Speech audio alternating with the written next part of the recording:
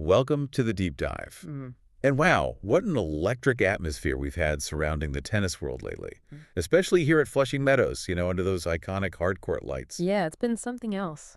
We've seen a familiar force making a truly powerful, and I'd almost say evolved return. Definitely evolved. That's the right word. We're talking, of course, about Naomi Osaka, her dominant win on August 28th, 2025 against American Hailey Baptiste. That felt like more than just a match. It really felt like a statement. Oh, absolutely. A statement performance. So today, we're embarking on a deep dive into Naomi Osaka's remarkable resurgence at this year's U.S. Open. Right. Our mission, really, is to unpack not just what she's achieving right now, which is impressive in itself, but the incredible journey behind it, the evolution, the profound challenges she's navigated, and the fresh guidance that seems to have meticulously led her back to this very spotlight. Yeah. We've been looking closely at the analyses, her own words, everything. And what merges is this fascinating blend, isn't it? Her raw, undeniable power. Which has always been there. Always. But now it's coupled with this newly refined strategic game. Exact. You see, her story isn't just about winning matches again. It's one of profound resilience, really, adapting under just immense pressure. And it's packed with those aha moments, those times that show how embracing big changes, maybe even stepping away entirely, can lead to these powerful breakthroughs. From your perspective, what's the immediate thing that jumps out about this current comeback? Well, what immediately stands out for me is that her current success isn't just like a return to the Naomi Osaka we knew from before. Right. It really feels like a distinct evolution. And her journey, I think, highlights a broader truth for all of us, really, that even when you're at the peak, in your personal or professional life, there's always room to find new levels of understanding yourself, understanding your craft. That's a great point. It reminds me that resilience isn't just about bouncing back from adversity, right? It's about growing through that experience, integrating the lessons you learn to become, fundamentally stronger and maybe even a bit different. Yeah, changed by it. Exactly. Yeah. And Naomi's story, it's rooted in such a unique family mission. She was born in Japan, moved to New York when she was just 3. So young. Yeah. And her father, Leonard Francois, he was incredibly inspired by the Williams sisters' path, how Richard Williams coached them. Right, that unconventional approach. Totally. So he decided to coach Naomi and her sister, Mari, himself, right there on public courts. With no formal coaching background himself, he instilled in them not just that raw power and determination we see, but also this profound family bond around the game itself. And that unique sort of family-driven determination, it clearly laid the groundwork for something really special, didn't it? Oh, absolutely. She turned pro incredibly young, 16, I think, back in 2013. Yeah, just 16. But it was really 2018 when she just exploded onto the global scene. I mean, who could forget that U.S. Open final? Woody, iconic. She absolutely stunned Serena Williams, 6'2", 6'4", her first major title. It just launched her into global headlines, like overnight. Instantly famous. And remember all the controversy swirling around the umpiring in that match? Despite all that, her composure, her quiet strength, it really shone through. It really did, under immense pressure. It felt like a truly defining moment, almost like a passing of the torch in a way. Absolutely. That 2018 win wasn't just a victory, it was like a huge announcement. I'm here. Yeah. And her dominance wasn't a fluke either. She then cemented her place right at the top of the sport. She captured her second major title at the 2019 Australian Open, beating Petra Kvitova in this thrilling 3-setter. That was a great match. Unbelievable match. Then, remember 2020. The U.S. Open during the pandemic in that eerily empty stadium. So strange to watch. Wasn't it?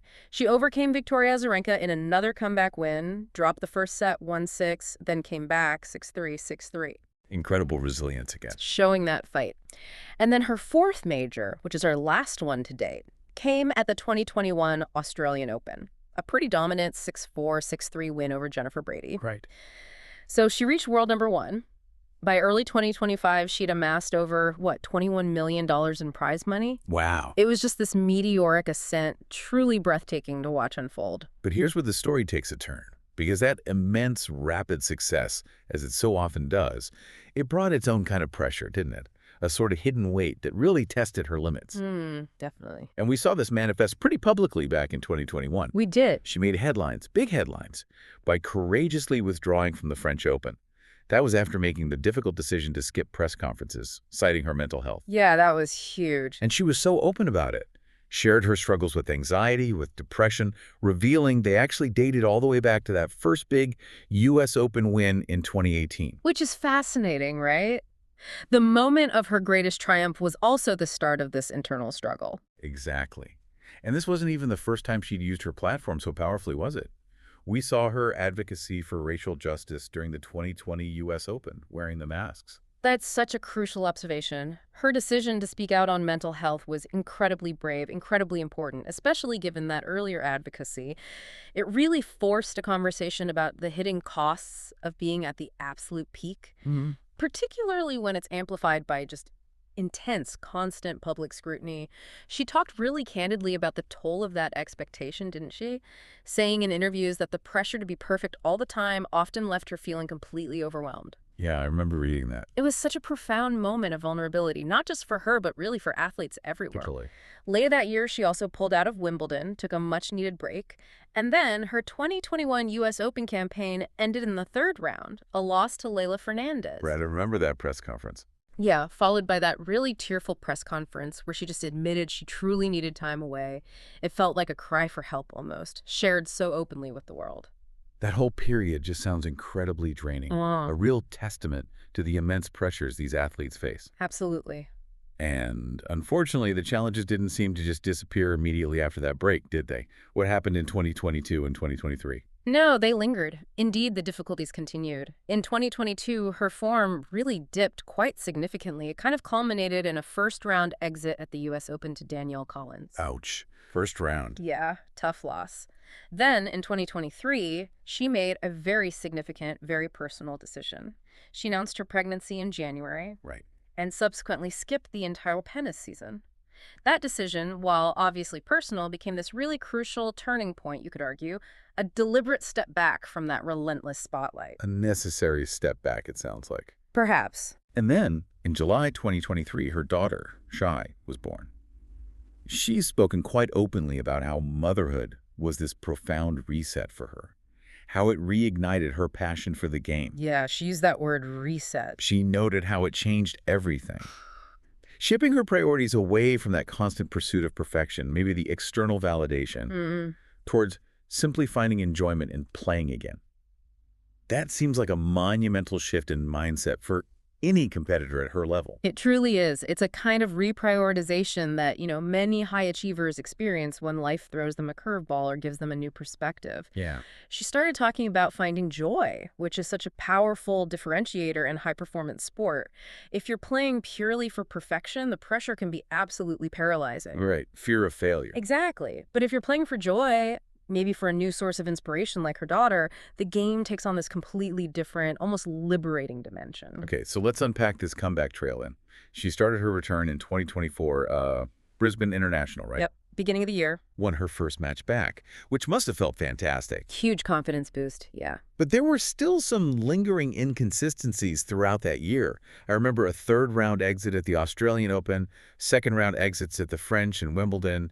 It felt like she was searching, maybe, but not quite there yet. Yeah, flashes of the old power, but maybe not the consistency or the strategic edge. Then, early in 2025, we started to see more promising flashes, didn't we? We did. She reached the final in Auckland, which was a great sign, and she even won her first ever clay title down in Samoa. On clay. Wow. Yeah, showing impressive versatility on a surface that, let's be honest, has historically challenged her quite a bit. For sure.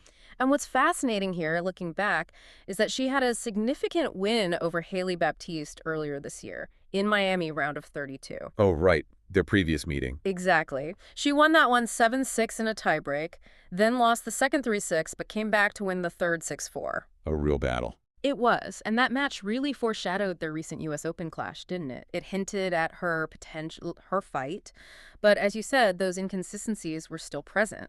After another third-round exit, this time at Wimbledon in July 2025, where she lost to Emma Navarro, Osaka made a really pivotal change. And that change was parting ways with her coach, Patrick Moore-Tuglu. That was July 27, 2025. Yeah, quite suddenly, it seemed. That partnership had only begun in late 2024, where Toglu, obviously huge name, Coached Serena Williams to 10 majors. He'd been working with Osaka, trying to refine her serve, her mental approach. Right. High-profile partnership. Very. But it seems the results were maybe a bit mixed. And in her statement, she expressed gratitude, but also this clear desire for new perspectives and fresh strategies. Looking at that split, what are your thoughts on why even a really successful, high-profile partnership might need to end when an athlete is seeking something new? That's a really crucial question, isn't it? Because even the best coaches and the best athletes can reach a point where the dynamic just no longer serves the player's evolving needs. Right, things change. Things change. Murtaglou is, without doubt, a fantastic coach. But perhaps Naomi, having been through so much personally and professionally, was seeking something fundamentally different. Maybe not just a technical tweak here or there, but a whole fresh philosophical approach to her game. A different voice. A different voice, exactly. And it speaks volumes about her self-awareness, I think, that she wasn't afraid to make a really tough decision, to seek a path that felt more aligned for her now, even if it meant some temporary disruption. It's always a high-stakes gamble, changing coaches midstream. For sure. But sometimes it's necessary for that kind of profound growth she seems to be experiencing. So who then steps into those pretty big shoes and brings that kind of paradigm-shifting perspective you mentioned? Well, enter Tomasz Wiktorowski, a tall, apparently quite imposing figure from Poland. Chuckles lightly. Okay. He arrived with an incredibly impressive track record, though. He previously guided Iga Swiatek to world #1 and 4 Grand Slam titles between 2021 and 2024. Wow. Okay, so he knows how to build a champion. This guy clearly knows how to win, and maybe more importantly, how to build a sustainable champion. He certainly does. Wiktorowski, who actually parted ways with Swiatek himself in early 2025, he brings this very data-driven, highly tactical mindset. That seems to be his philosophy. That's the reputation, yeah. It emphasizes shot placement, methodical point construction, less reliance on just sheer raw power. Building the point. Right. Encouraging players to build points, set up opportunities rather than always going for those high-risk winners first ball. Yeah. It sounds like being more of a chess player on the court. Exactly. Precision over just pace. And what's fascinating is how he achieves that. It's not about, like, suppressing a player's natural weapons, especially someone with Naomi's power. You wouldn't want to do that. No way. It's about channeling them more strategically. For Naomi, known for that explosive power, this means adding layers of unpredictability to her game. So imagine her now maybe using a heavy topspin forehand to push an opponent way out wide, then following up with a flatter, precisely placed shot into the open court. It's a more deliberate chess match, like you said, setting up easier winners instead of always going for the spectacular all-or-nothing shot first. Making the power count more. Precisely, making her dominant shots even more effective by making them less anticipated, less predictable. And Osaka's initial impression of him was pretty candid, which I kind of love. She admitted after her U.S. Open second-round win that she actually found him very scary at first. Bless. Yeah, I saw that quote. Because he's very tall and apparently didn't smile. So not exactly a warm, fuzzy welcome initially, but clearly effective. Chuckles, indeed. Maybe a bit of tough love to start. But she quickly added that she discovered his very friendly smile, and that fostered this surprisingly productive dynamic very quickly. And what this rapid turnaround under Wiktorowski really highlights, I think, is the power of adaptation. Not just in sports, but in any high-pressure situation. We saw her reach the Canadian Open final just last month, August 2025. Right, the WTA 1000 final. Exactly, one of the biggest tiers outside the slams. Her first final at that level since 2022, all under his guidance. That's a huge leap in such a short space of time. That is a massive step up, yeah. Yeah. She beat some strong players there, too, like Alina Svitolina, Jelena Ostapenko. She even saved match points against Lyudmila Samsonova in a real nail-biter, before eventually falling to Victoria Mboko in the final. Still a great run. A fantastic run. And what's particularly striking about that run is that she notched her third win over Ostapenko 6-2, 6-4 under Wiktorowski's guidance. Okay. Well, that's a feat that Murtaglou, despite all his expertise, couldn't achieve with Iga Swiatek in 4 years. Ostapenko was a real thorn in Swiatek's side. So this tactical shift with the Osaka is undeniably visible in her game right now. How so specific? More varied speeds, different spins on the ball, not just flat power, and a clear, almost relentless focus on her returns. Just look at the stats from her first 2 U.S. Open matches. She won 11 out of 18 return games played. That's huge. Wow, that's breaking serve a lot. A ton. And she even quoted him, didn't she? Saying, he's encouraged me to focus on placement, not always going for winners. It really sounds like a complete recalibration of her approach. And that brings us right up to the U.S. Open 2025 itself, and what a statement of return it's been so far. Let's talk about that first-round match, August 26th, against the Belgian Great Minen. Okay. It was under the lights at Louis Armstrong Stadium, just the perfect stage for her comeback moment. And she even showed off her love for fashion, wearing this custom red outfit with crystals, designed with Nike. Very stylish.